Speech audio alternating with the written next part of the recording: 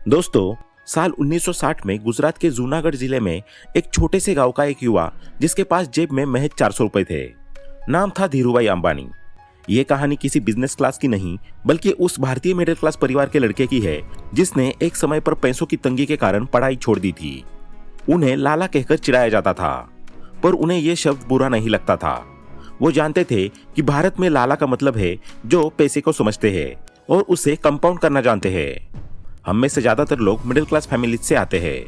हमें सिर्फ यही सिखाया जाता है कि एक अच्छी जॉब पालो, ईएमआई पर एक छोटा सा घर ले लो और अपनी जिंदगी को स्टेबल बनाओ। हमें कभी फाइनेंशियल इंटेलिजेंस के बारे में नहीं सिखाया जाता, न स्कूल में न कॉलेज में। धीरूभाई की पहली नौकरी यमन के एक पोर्ट पर 300 रुपए महीने की थी। वहां उन्होंने ऑयल ट्रेडिंग को सीखा। जब वो भारत लौटे तो उनकी पहली ऑफिस एक छोटे से कमरे में थी, लेकिन उनके दिमाग में विजन बहुत बड़ा था। आज जब आप रिलायंस इंडस्ट्रीज की अपार सफलता देखते हैं तो शायद आप सोचते होंगे कि ये सब लक या बड़े कैपिटल के दम पर हुआ, पर ऐसा नहीं है।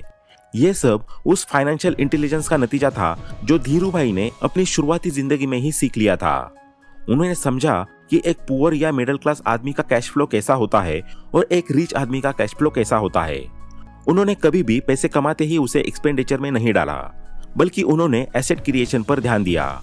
धीरूभाई की कहानी हमें सिखाती है कि कैसे एक मिडिल क्लास आदमी रिच बनने के लिए अपना रोड मैप बना सकता है।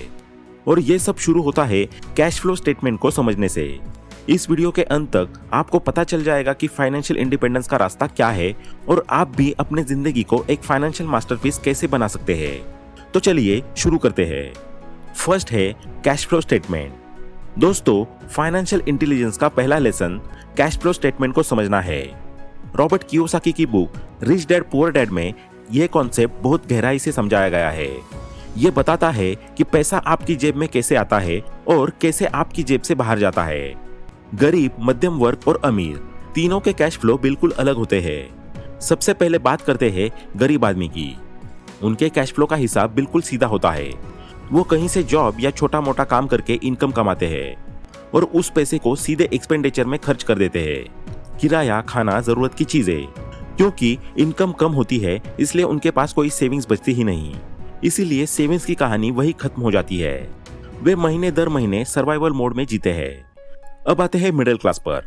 इनका कैश फ्लो थोड़ा कॉम्प्लेक्स होता है, पर यह भी इन्हें अमीर नहीं बनाता।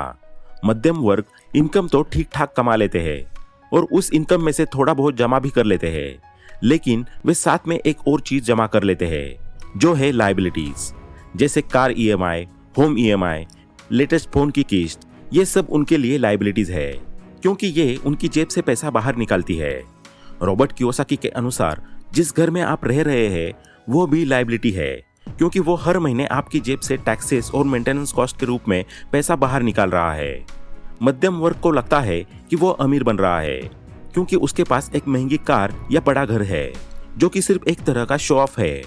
अब देखते हैं अमीर आदमी का कैश फ्लो, जो बिल्कुल अलग होता है। वे जॉब या बिजनेस से हाई इनकम कमाते हैं, लेकिन पैसे आते ही वे उसे नए गैजेट्स पर खर्च नहीं करते। वे उस पैसे को तुरंत एसेट बनाने में लगाते हैं। एसेट वो चीज होती है जो उनकी जेब में और पैसा डालती है।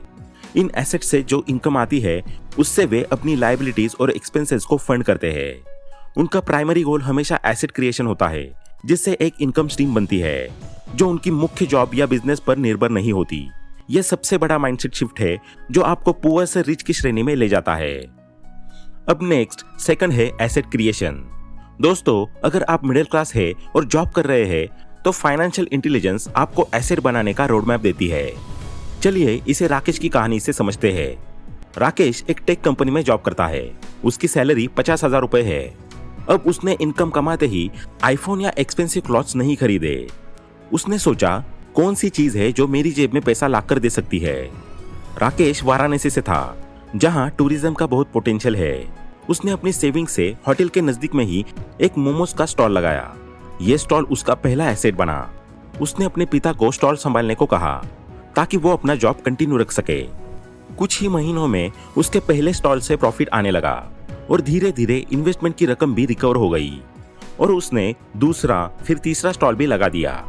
यहाँ एक तरफ वो जॉब से तो पैसे कमा ही रहा है और दूसरी तरफ उसके एसेट्स भी उसके लिए पैसा कमा रहे हैं। बात यही नहीं रुकी। उसने एक कार भी खरीदी, लेकिन पर्सनल यूज के लिए नहीं, बल्कि उसने ईएमआई पर खरीदी गई उस कार को कमर्शियल एसेट बना दिया। उसने अपने पिता की मदद से उस कार को होटल गेस्ट को साइट सीन के लिए रेंट पर देना शुरू कर दिया। ड्राइवर की सैलरी और ईएमआई कटने के बाद भी हर महीने वो कार उसे प्रॉफिट दे रही थी। इस तरह उसने एक नहीं बल्कि कई इनकम स्ट्रीम्स बना ली। राकेश ने जॉब से मिले पैसे को एक्सपेंडिचर में नहीं डाला, बल्कि एसेट क्रिएशन में डाला। मोमो स्टॉल हो या रेंटल कार, ये सब उसकी जेब में लगातार पैसा डाल रहे थे, जबकि वो अपनी जॉब से तो पैसे कमा ही रहा था। उसने स्मॉल स्केल बिजनेस को छोटा या शर्मनाक नहीं समझा। वो खुद भी स्टॉल पर जाकर कस्टमर डिमांड्स को समझने में हेजिटेट नहीं करता था। यह माइंडसेट ही फाइनेंशियल इंटेलिजेंस है। हार्डवर्क से पैसा कमाओ और फिर उस पैसे को और पैसा बनाने के लिए लगा दो। यही एसेट्स आपको फाइनेंशियल इंडिपेंडेंस की तरफ ले जाते हैं। अब नेक्स्ट थर्ड है द पावर ऑफ कंपाउंडिंग। दोस्तों, फाइनेंशियल इंटेलिजेंस का तीसरा स्तंभ है कंपाउंडिंग की ताकत को समझना। एक समय था जब जनरेशंस लग जाती थी अमीर बनने में। आप बनिया या जैन कम्युनिटी को देखो, उनके दादा परदादा को एक पूरी जनरेशन लगी उस पैसे को बचाने, इन्वेस्ट करने और कंपाउंड करने में, पर आज उनके बच्चे एक अच्छी लाइफ जी रहे हैं। यह सब पेशेंस और कंपाउंडिंग का कमाल था। लेकिन आज टेक्नोलॉजी और इंफॉर्मेशन के युग में अमीर बनने की प्रक्रिया तेज हो गई है। आज आपको जनरेशंस नहीं लगेगी, बस आपको इस सिंपल कॉन्सेप्ट को समझना है। कंपाउंडिंग का मतलब है आपके रिटर्न पर भी रिटर्न मिलना, और एसेट क्रिएशन ही कंपाउंडिंग की शुरुआत है। एग्जाम्पल के लिए स्टॉक मार्केट को देखिए। अगर आप सिस्टमैटिक इन्वेस्टमेंट प्लान के जरिए म्यूचुअल फंड्स या ईटीएफ्स में नियमित रूप से इन्वेस्ट करते हैं, तो ये आपका एक एसेट बन जाता है। मान लीजिए एक मिडिल क्लास आदमी राहुल हर महीने 5,000 रुपए की एसआईपी ईटीएफ्स में शुरू करता है, जिसकी एवरेज एनुअल रिटर्न 12% है। 20 साल बाद उसकी कुल इन्वेस्टमेंट 12 लाख होगी, लेकिन कंपाउंडिंग के जादू से उसके पोर्टफोलियो की वैल्यू 50 लाख रुपए से ज्यादा हो चुकी होगी। फाइनेंशियल इंटेलिजेंस कहती है कि आपकी जॉब या बिजनेस कभी भी बंद हो सकता है। कोई भी एक ऐसी गवर्नमेंट रेगुलेशन से कोई भी बिजनेस बंद हो सकता है, लेकिन अगर आपका माइंडसेट एसेट क्रिएशन का है तो आप हर हाल में स्टेबल रहते हैं। आपको हमेशा यह सोचते रहना है कि आप अपने 10,000 रुपए को 20,000 में कैसे बदल सकते हैं, न कि उस 10,000 से महंगी टी शर्ट कैसे खरीदे। कंपाउंडिंग आपके एसेट को कई गुना बढ़ा सकता है, इसलिए इसे जितनी जल्दी शुरू करेंगे उतना ही बड़ा फाइनेंशियल लीप आपको मिलेगा। अब नेक्स्ट फोर्थ है क्रिएटिव माइंडसेट। दोस्तों, फाइनेंशियल इंटेलिजेंस सिर्फ बुक्स पढ़ने या कैलकुलेशंस करने तक सीमित नहीं है। यह क्रिएटिव माइंडसेट का एक विकास है। यह आपको सिखाता है कि सीमित रिसोर्सेज के साथ भी कैसे ग्रोथ हासिल की जाए। चलिए इसे एक एग्जांपल से समझते हैं। विजय, जो दिल्ली यूनिवर्सिटी में स्टडी करता है, उसके कॉलेज में एक वर्कशॉप थी जहां 20 लोगों के ग्रुप को सिर्फ 100 रुपए प्रति व्यक्ति यानी कुल 2,000 रुपए दिए गए। अब चैलेंज ये था कि उन्हें 2 घंटे में उस पैसे को डबल करना था। ग्रुप के सभी लोगों ने ये चैलेंज एक्सेप्ट किया। अब विजय ने देखा कि दोपहर का समय है और लोगों को प्यास लगी है, तो उसने आइडिया लगाया कि पानी के प्लास्टिक पाउचेस जो 2 रुपए में मिलते हैं उन्हें 5 रुपए में कैसे बेचा जाए। उसने उन पाउचेस को रिक्शा ड्राइवर्स और स्ट्रीट वेंडर्स को बेचा। कुछ समय में उसने देखा कि पानी के पाउचेस बहुत जल्दी बिक रहे हैं, तो उसने प्राइस बढ़ाकर 10 रुपए कर दिया और लोगों ने तब भी खरीदा, क्योंकि 10 रुपए उनके लिए बहुत बड़ी रकम नहीं थी। इस एग्जाम्पल से हमें क्या सीखने को मिला? पहला, डिमांड को पहचानना। गर्मी के समय पानी की डिमांड थी। दूसरा, हसल और क्रिएटिविटी। जहां पर डिमांड ज्यादा है वहां पर बिजनेस करो।